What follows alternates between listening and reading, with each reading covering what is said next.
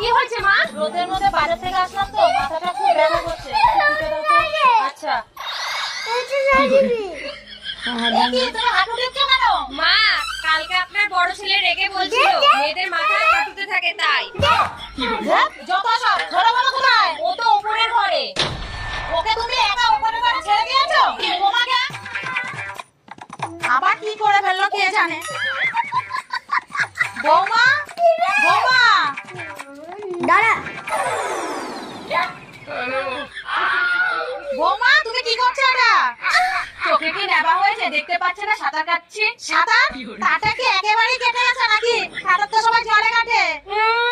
জলে সাঁতার কাটলে আমি ডুবে যাবো না বুঝি?